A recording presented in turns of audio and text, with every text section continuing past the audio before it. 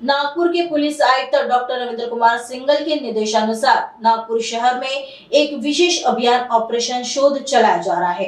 MIDC police station में मई महीने में दर्ज एक मामले में पुलिस को बड़ी सफलता मिली है। पुलिस से मिली जानकारी के अनुसार यह मामला एक नाबालिग लड़की के अपहरण से संबंधित था, जिस पर गहन जांच चल रही थी। नागपुर क्राइम ब्रांच की एंटी ह्यूमन ट्रैफिकिंग यूनिट ने इस मामले की जांच को आगे बढ़ाया।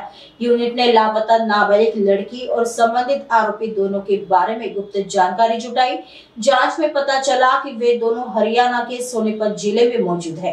तत्काल कार्रवाई करते हुए पुलिस टीम नागपुर से हरियाणा गई और वहां से संबंधित नाबालिग लड़की को सुरक्षित छुड़ाया गया। साथ ही आरोपी को भी गिरफ्तार किया गया है। फिलहाल आगे की कानूनी कार्रवाई के लिए लड़की और आरोपी दोनों को एमआईडीसी पुलिस स्टेशन को सौंप दिया गया है।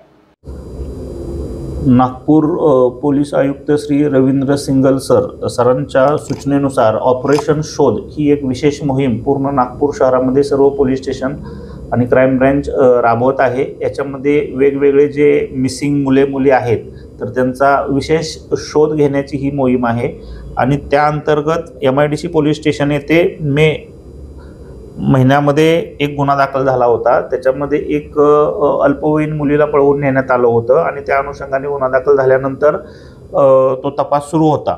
त्या तपासामध्ये नागपूर क्राइम ब्रांचमधील अँटी ह्यूमन ट्रॅफिकिंग जे युनिट आहे त्या युनिटनं ह्या अल्पवयीन मुलीची आणि संबंधित आरोपीची माहिती काढली आणि त्यांचं ते हरियाणा सोनीपत जिल्हा या ठिकाणी असल्याबाबतची माहिती मिळाली। त्यामुळे आमची टीम या ठिकाणावरून हरियाणामध्ये गेली आणि तिथून ते संबंधित अल्पवयीन मुलगी आणि संबंधित आरोपीला घेऊन आलेले आहेत।